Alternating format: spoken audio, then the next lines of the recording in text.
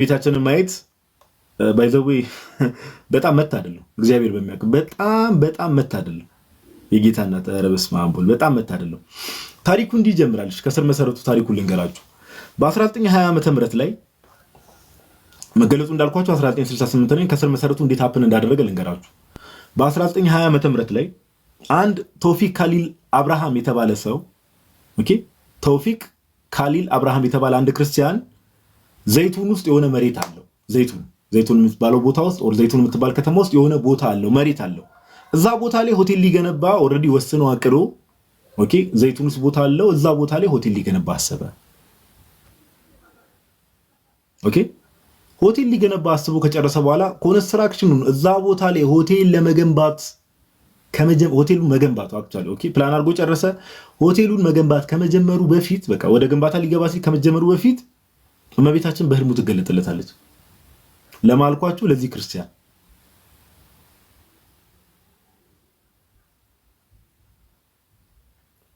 ለዚህ ክርስቲያን The Virgin Mary appeared to him in a dream and requested that he build a Coptic church on that spot instead. In return, she promised to perform a miracle there. በህልም ትገለጠለትና እዛ ቦታ ላይ ምን ሰራ ትሏለች? ቤተክርስቲያን ስራ ሆቴል እንዳሰራ ትሏለች እዛ ቦታ ላይ። ከዛ ምን ብላ ቃል ትገባለታለች? እዛ ቦታ ላይ ብዙ ተአምራት እንደሚደረጉ አንተ ቤተክርስቲያንን ስራ ብዙ ተአምራት እዛ ቦታ ላይ ይደረጋሉ ብላ ቃል ገብታለት ትሄዳለች።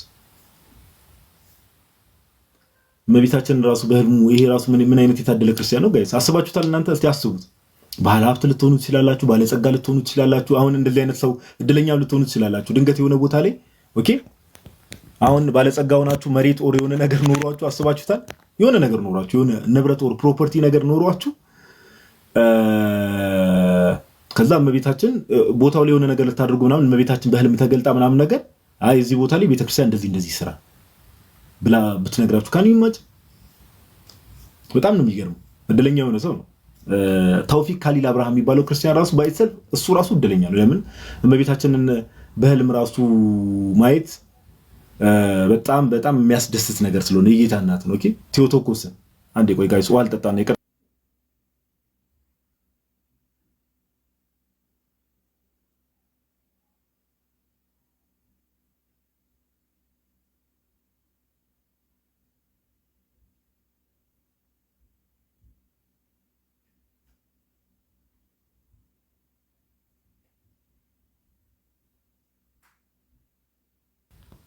ምንድነው ጋይስ ተነታ በዛ ዛሬ እንዴ ምንድነው? አተ ከኛ ራቅ ዛሬ ምን እንደሆንኩ እግዚአብሔር በሚያውቀው አላውቅም። እግዚአብሔር በሚያውቀው እኔ ምንም አላውቅም። እሺ ኤኒዌይስ ወደ ሐሳቡን እንቀጥል። ሐሳባችንን ሊበትንብን የሚሞክር አካል ነው መሰለኝ ትን ሊያስብለን ነው። እሺ እና እመቤታችንን ይሄ ሰው ወደ ሐሳቡ ልመለስና እመቤታችንን ይሄ ሰው በህልሙ ያያታል። በህልሙ ትገለጥለትና ምናምን ነገር ከዛ በኋላ እዚህ ቦታ ላይ ቤተክርስቲያን ገባ፣ እዚህ ቦታ ላይ ብዙ ተአምራት ይደረጋሉ ትለዋለች። እመቤታችን አንድ ማወቅ ያለብን ነገር ይህንን ታሪክ ከመቀጠል በፊት አንድ እንታውቁ ከቤተክርስቲያን ውጭ ያላችሁ ሰዎች አሁን እመቤታችን እንዲያደረገች ሌሎች ቅዱሳንም ለምሳሌ በመገለጥ ደረጃ እንዲያደርጉ ስንል በእርግጠኝነት የምንነግራችሁ ነገር ከክርስቶስ ኢየሱስ የተለየ ነገር ሐዋርያው ቅዱስ ጳውሎስ እንደሚናገረው ኃይልን በሚሰጠኝ በክርስቶስ ሁሉን እችላለሁ ብሎ እንደተናገረው እመቤታችን አሁን በዚህ ሰዓት ራሱ ተገልጣ በህልም ተገልጣ እንዲያደርግ ብትለው ማን ነው? በልጇ ፍቃድ ነው።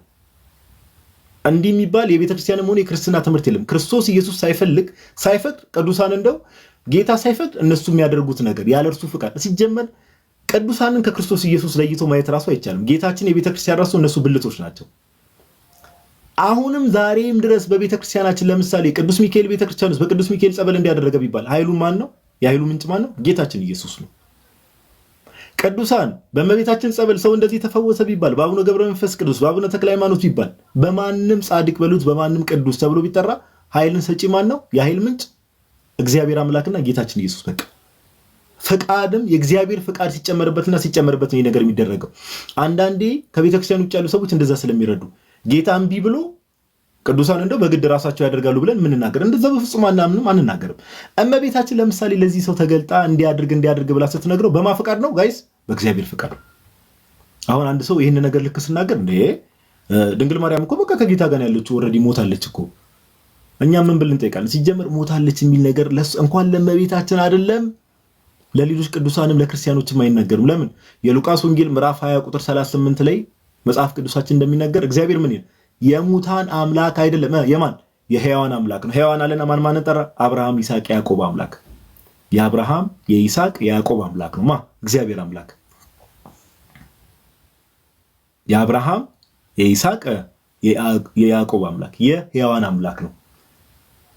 ክርስቲያኖች ለምሳሌ ዛሬ ድንግል ማርያም እንዴት ታደርጋለች ሞታ የለ እንዲህ ብለው ሲጠይቋችሁ ማቴዎስ ወንጌል ምዕራፍ 17 ላይ ወሰዷቸውና ጌታችን በደብረ ታቦር በተገለጠበት ሰዓት ላይ ሙሴና ኤልያስ ከየት መጡ ብላችሁ ጠይቁ። ሙሴ ሞቷል ነበር እንዴ? ዘዳግም 34 ቁጥር 5 ላይ እኮ ሙሴ እንደሞተ ይናገራል መጽሐፍ ቅዱስ። ሙሴ ሞቷል ነበር? ከየት መጣ ሙሴ? ሙሴ መምጣቱ ብቻ ሳይሆን ጋይስ ሙሴ መምጣቱ ብቻ ሳይሆን ማቴዎስ 17 ላይ በክብር እያበራ ነበር ይላል። በክብር ልብሱ እያበራ ነበር። አስባችሁታል? ጌታ ገና ሳይሞት ማቴዎስ ወንጌል ምዕራፍ 17 ላይ ጌታ ገና ሳይሞት የክርስቶስ ኢየሱስ ሞትና ትንሣኤ ሳይሆን ጌታችን ልብሱ እንደ ነጭ በሚያበራበት ሰዓት ላይ ሙሴና ኤልያስም ልብሳቸው እያበራ ነበር።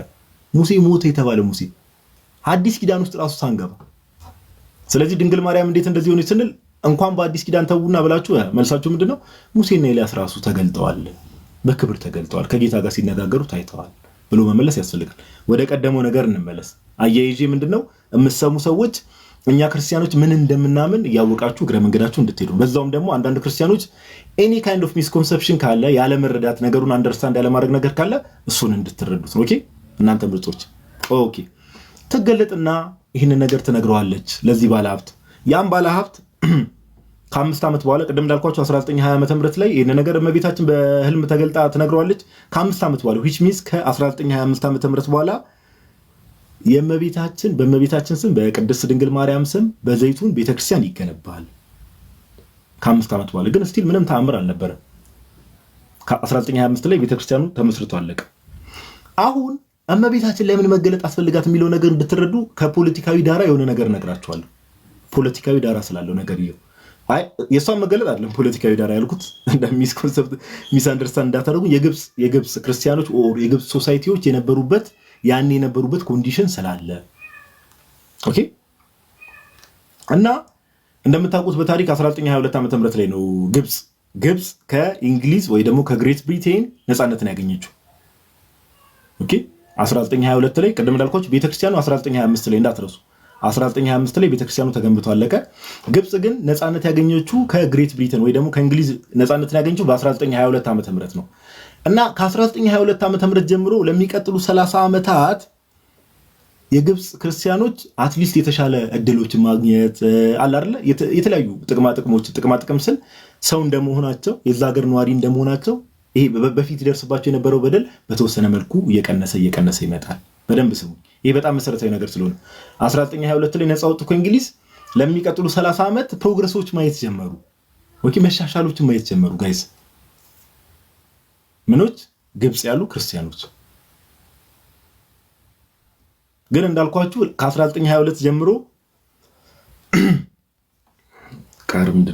ከ1922 ጀምሮ ለሚቀጥሉ 30 ዓመት ስቲል 1952 ድረስ የተለያዩ ፕሮግረሶችን እያገኙ መጡ። ግን እመቤታችን መጀመሪያ ቃል ገብታለት ነበር አይደል? ተአምራት በዚህ ቤተክርስቲያን ላይ ይደረጋሉ ብላ፣ ግን ስቲል ተአምራት የሉም። ኦፍ ኮርስ ቸርች ውስጥ የሚደረጉ ነገሮች አሉ። በተአምር ደረጃ በሚራክል ደረጃ ግን ቃል የገባችሁ ያ ተአምራት እዚህ ቤተክርስቲያን ላይ ይደረጋሉ ብላ ለዛ ክርስቲያን በህልሙ ተገልጣ የነገረችው ነገር ምንም ሀፕን አላረገም። 1952 ላይ እንመጣና ጋይስ ምን ሀፕን ያደርጋል? ግብጽ ድጋሚ ለ30 ዓመት ከእንግሊዝ ነፃ ከወጣች በኋላ ለ30 ዓመት የተሻሉ ጥቅሞችን ታገኝ ነበር። የግብጽ ክርስቲያኖች ምናምን ነገር የተሻለ ኑሮን ይኖሩ ነበር።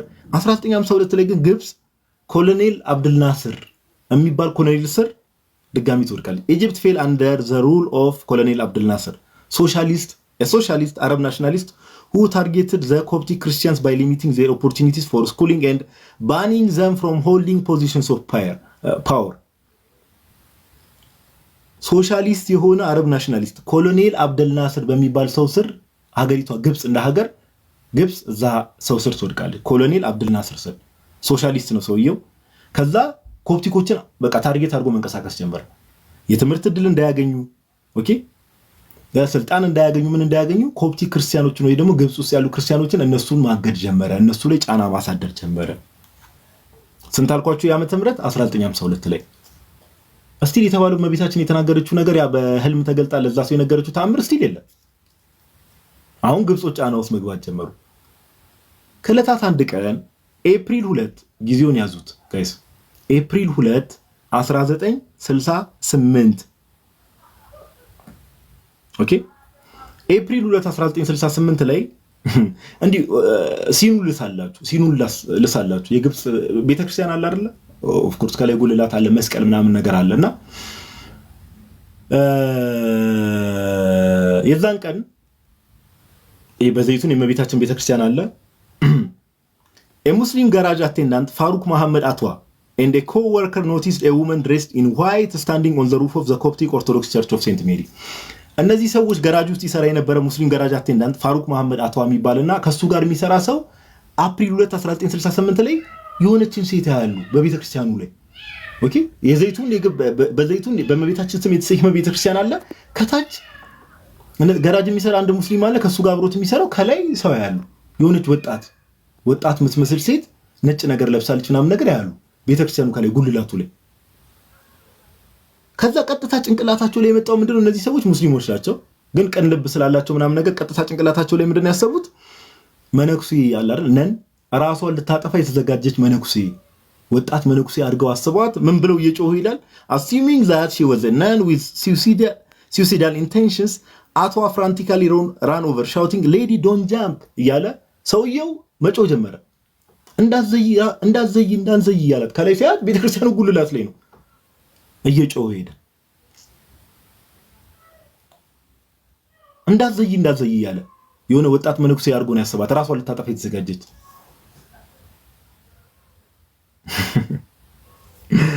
ከዛ ዝም አለች ይላል። she remained silent and stoic. okay she remained silent and stoic, her hands clasped እንዲህ ነው እጇን እንዲህ ነገር አድርጋ ነው እመቤታችን። ክላስፕ ማለት እንደዛ ነው፣ እጅን እንዲህ እንደማድረግ። ኦኬ ክላስፕ ማለት እጇን እንደዚህ አድርጋ ዝም ብላ ያያዋታል። እንግዲህ ራስሽ እንዳታጠፊ አታጥፊ እያሏት እየጮሁ ወደ ቤተክርስቲያኑ መሮጥ ይጀምራሉ። ከዛ እጇን እንዲያርጋ her head bowed in silent reverence። ቅዱስ መስቀል አለ ቤተክርስቲያኑ ጉልላት ላይ፣ መስቀሉ ፊት ራሷን ዝቅ አድርጋ እመቤታችን የኛ ትሁት እናት ኒኮ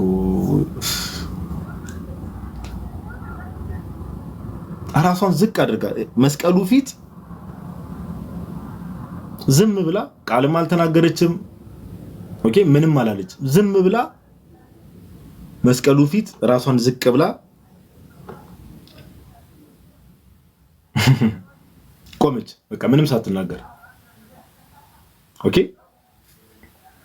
the shouts of the two men attracted a small crowd። ከዛ እነዛ ሰዎች እንዳዘይ እያሉ የሚጮሁት ነገር ሌሎች ሰዎች እንዲሰበሰቡ አደረገ። ቦታው ላይ ምንድነው የተፈጠረው? አሁን የሆነ ቦታ ላይ የሆነ ችግር ሲፈጠር አላደረገች ምንድነው የተፈጠረው ያላችሁ ሰዎች የሚሰበሰቡት ነገር አለ። ሰዎች መሰብሰብ ጀመሩ።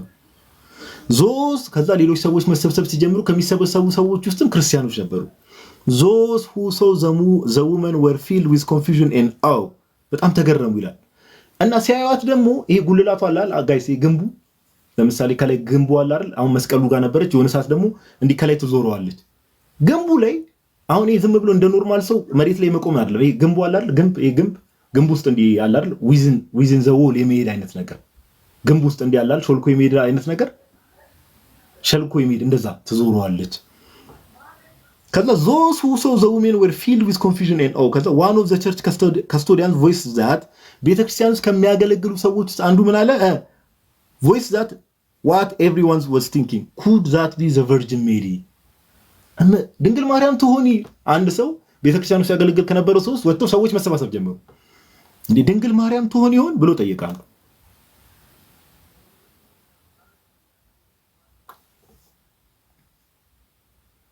ኦኬ ለመጀመሪያ ጊዜ አፕሪል 2 1968 ላይ እመቤታችን በዚህ መልኩ ታየች።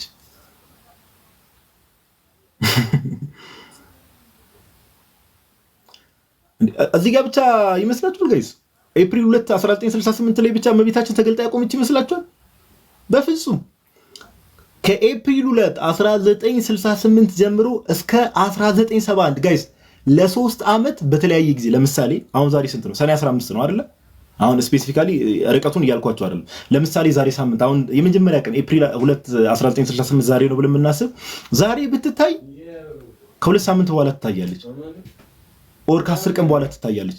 በቃ እንደዚህ መሀል ላይ እየታየች ለ3 ዓመት እመቤታችን ታየች።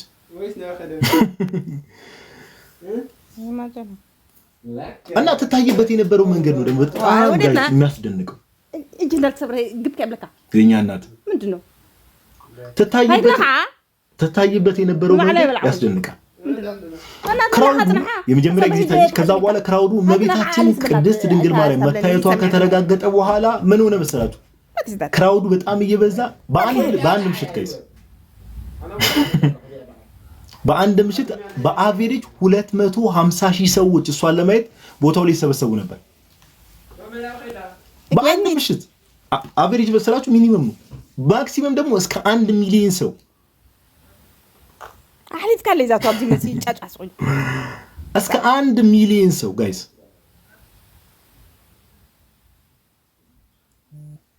አቬሬጅ 250,000 ሰው ቦታው አዛካ 250,000 ሰው የዛሬ 57 ዓመት ማለት አስቡት ብዛቱ።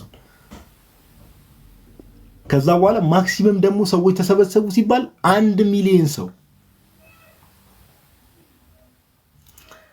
ከዛ እመቤታችን የምትገለብጥበት ፓተርኑን ልንገራችሁ በምን መልኩ ስታያቸው እንደነበሩ። ኦኬ the appearances also followed a pattern መገለጡ ፓተርን ነበረው። first spectators would witness a brilliant ball of light as bright as a million suns ኦኬ ይሄ ብርሃን አለ አይደል የሆነ ክብ የሚመስል ብርሃን ነገር ቦታው ላይ ይመጣና ሰዎች በቃ ከዛ በኋላ ብዙ ሰዎች እዛ አካባቢ በቃ ካምፒንግ አይነት በሚመስል መልኩ አለ ቁጭ ብሎ መጠበቅ ይጀምራሉ። ዛሬ ትገለጥ ይሆን ይጠብቃሉ። አትገለጥ ይችላል። ከዛ ከተወሰነ ቀን በኋላ ከዛ ይሄ ብርሃን የሚመስል በኳስ መልክ ይመጣና ምናምን ነገር ከዛ የሷ ቅርጽ አለ አይደል ወደዛ ሞርፍ የማድረግ ነገር ወደሷ ይቀየራል ብርሃን ነገር በጣም እና ሰዎች ሲገልጹት እንደውም spectators would witness a brilliant ball of light as bright as million suns በጣም ብርሃን ኦኬ በጣም ብርሃን የሚመስል የሆነ ኳስ የሚመስል ነገር ቦታው ላይ ይመጣና ከዛ ብርሃኑ እንትን ካለ በኋላ ልክ እመቤታችን ደግሞ ግልጥ ብሎ ከዛ ውስጥ ከብርሃኑ ውስጥ ወጣ ብላ ያያዋታል። ምንድነው የለበሰችው ስትላችሁ she wore a long blue and white robes that flowed in the breeze ምንድነው የለበሰችው ጋይስ? ሰማያዊና ነጭ። እስቲ ሰማያዊና ነጭ ነው የለበሰችው ለብሳ ስትታይ የነበረው አይደል ጋይስ? ይሄን ከለር ይሄን ልብስ ምን ላይ ታውቁታላችሁ? ሰማያዊና ነጭ እመቤታችን ለብሳ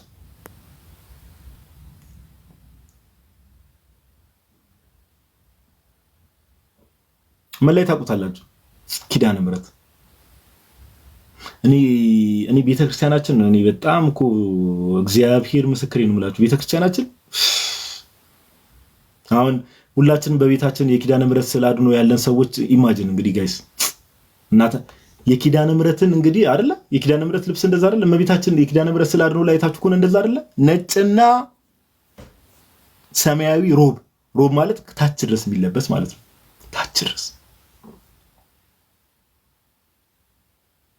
በዛ መልኩ ትታያቸው ነበር። ከዛ አላያዋ ላይ ደግሞ a halo of blinding light surrounded the crown on her head ኦኬ አንድ ይቅርታ አድርጉልኝና ለቃላት አጠቃቀሚ በጣም ይቅርታ አድርጉልኝ አንድ ኦኬ እኔ አሁን እንደዚህ አይነት ኔጌቲቭ ኮሜንት መልስ አልሰጥም። እሺ መጨረሻ ላይ a halo of blinding light surrounded the crown on ጭንቅላቷ ላይ አክሊል አድርጋለችና ይሄ አክሊል ያደረገችው አክሊል በብርሃን የተከበበ ነው። ይሄ ዓለም ያወቀው ማስረጃዎችን ገና ሰጣቸዋለሁ። ገና እኮ ማስረጃውን መንካት አልጀመረም። ይሄ ሰዎቹ ያዩት ነገር ራፍሊ ነው እየነገርኳቸው ያለሁት። ኦኬ እመቤታችን በጣም በሚያስቅ ሁኔታ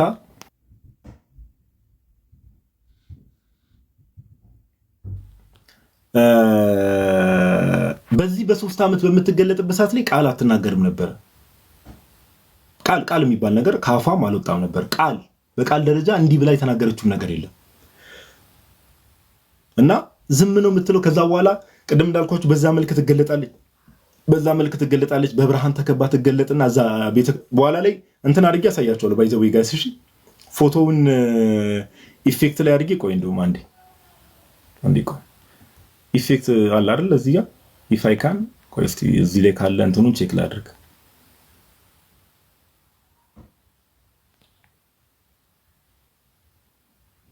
ቆይ ዳውንሎድ ያደረኩት መስሎኝ ነበረ። ዳውንሎድ እዚህ ላይ አይደለም፣ እዚህ ላይ አይደለም ጋይስ፣ እዚህ ላይ አይደለም። እሺ ችግር የለውም እናመጣዋለን፣ አሳያቸዋለሁ። ፎቶ የተነሳ ካፕቸር የተደረገም ነገር ስላለ እና ትታይ የነበረው ዝም ብላ በብርሃን ተገልጣ እንትን ትላለች። ከዛ ግን ወደ ህዝቡ እያየ ትስቅ ነበር። ይሄንን የአይን ምስክሮች ዶክመንተሪ ሁላ የተሰራ ዶክመንተሪ አለ። በስርዓት ያዩዋት እንዲህ ወደ ህዝቡ እያየች ወደ ህዝቡ ፈገግ ትል ነበር፣ ወደ ህዝቡ ትስቅ ነበር። ከዛ ባለፈ መስቀሉ ፊት ስትሰግድ ታይታለች። አሁን አንዳንድ ሰው አንድ ኮመንት ቅድም ናዩ ክርስቶስን ሰብካለች። የኛ እናትማ ትህትናዋ እኮ ይገርማል። ገና መጀመሪያ ስትታይ ራሱ መስቀሉ ፊት ባውዳኗ ራሷን ዝቅ አድርጋ ነው።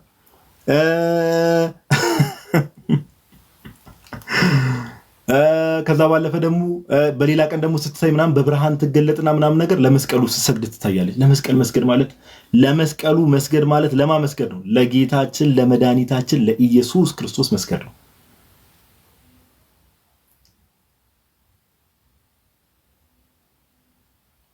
ሶስት ዓመት በዚህ ሁኔታ እመቤታችን ስታይ ነበር። አንድ አይን ምስክር ካያቸው ነገሮች ውስጥ ልንገራቸው። አንድ አይን ምስክር በስርዓት ማለት በስርዓት ራሱ የተናገረው እና እሱ ያስተዋለው ሌሎች ሰዎችም በዙሪያ ያስተውለዋል። ምን ይላል? እመቤታችን ቅድም እንዳልኳችሁ ለምሳሌ መሀል ላይ ህዝቡን እያየ ፈገግ ትል ነበር አይደል? ቅድም እንዳልኳችሁ ፈገግ ትል ነበር፣ ህዝቡን እያየ ፈገግ ትል ነበር። በዛ ሰዓት ላይ ልክ ፈገግ ስትል እንዳልኳችሁ ከ250 ሺህ እስከ 1 ሚሊዮን ሰው ቦታው ላይ ይገኝ ነበር፣ ሰው ተሰብስቦ እና እድለኛ የሆነ ሰው ለቤተክርስቲያኑ በጣም ቅርብ የሆኑ ሰዎች ላይክ ከሷ ጋር ራሱ አላል እንዲህ እስከ መታየት ነገር የተያዩ ሰዎች አሉ። በመታየት ደረጃ ራቅ ያሉ ሰዎች ደግሞ ያው ሰው ብዙ ስለሆነ ራቅ ያሉ ሰዎች ደግሞ በዛ ደረጃ ላይ ይታይ ይችላል። እና አንዱ ሰው እንዲህ እመቤታችን ወደ ህዝቡ ፈገግ ስትል እሷን እያየ ከዛ የሆነ ህዝቡ መሃል እሷን እንዲህ በቃ በተመስጦ እያየ ምናምን ህዝቡ መሃል ጩኸት ይሰማል። ምንድነው ብሎ ይሄን ማንም ሰው ክሮስ ቼክ ማድረግ ይችላል። ጋዲሳ እየዋሸ ከሆነ እኔን ሜንሽን አድርጋችሁኝ ቪዲዮ ስሩ። ከዛ ሰው ጩኸት ይሰማል። የሆነ ጩኸት እዛ ጋር ምናምን ነገር ዞር ብሎ ሲይ ሰው እየተጠቋቆመ ነው።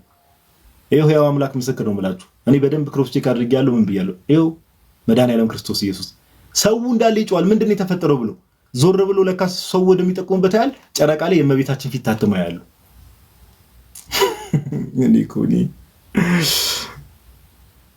ጨረቃው ላይ የእመቤታችን ፊት ታትሙ ሰው እኮ ነው እሱ እዛ ጋር እመቤታችን ወደ ህዝቡ ፈገግ እያለች ወደዛ እያየ ነበር። በዙሪያው ከጀርባ ጩኸት ምናምን ሲሰማ ምንድነው ምናምን ነገር ብሎ ዞር ብሎ ያያል። ሰው እየተጠቋቆመ ነው ወደ ጨረቃው ዞር ብሎ ያያል። ጨረቃው ላይ የእመቤታችን ፊት ታተሙ። ፊቷ ሊትራሊ ታተሙ ጨረቃው ላይ። ጨረቃ ለሷ ብርቋ ነው እንዴ ጋይስ? ፀሐይ ጨረቃ ምንድነው ነገር እኮ ለእመቤታችን ብርቅ አይደለም። ጌታ በሚያውቀው እውነተኛው ፀሐይ እኮ ሰማይና ምድርን ጨረቃና ፀሐይን እኮ ይሁኑ ብሎ እኮ በቃሉ የፈጠረ አምላክን እኮ ልጅ ብላ የምትጠራ ናት። ጨረቃና ፀሐይ ለሷ ብርቋ አይደለም እኮ እንዴ። ራእይ መጽሐፍ ላይ እኮ የዮሐንስ ራእይ ምዕራፍ 12 ላይ እኮ ይሄን አባቶቻችን በቤተክርስቲያንም በእመቤታችንም አድርገው ይፈቱታል። ኦኬ ጥንታዊያን የቤተክርስቲያን አባቶች ጨረቃ ለሷ ብርቋ አይደለም ለእመቤታችን። ጨረቃ ላይ እሷ ፊት ቢታተም አንደነቅም። ጨረቃ ለሷ ብርቋ ስላልሆነ ዮሐንስ ራእይ ምዕራፍ 12 ላይ እንዲህ ይላል ቁጥር 1 ላይ ታላቅ ምልክትን በሰማይ ታየ፣ ፀሐይን ተጎናጽፋ ጨረቃ ከእግሮቿ በታች ያላት በራሷም ላይ የ12 ከዋክብት አክሊል የሆነላት አንዲት ሴት ነበረች የሚለውን በቤተክርስቲያንም በእመቤታችን በቅድስት ድንግል ማርያም አድርገው አባቶች ይፈቱታል ይህንን ክፍል። ከዛ ይጫጫዋሉ ፊቷ ጨረቃ ላይ ታተሙ ያሉ የእመቤታችን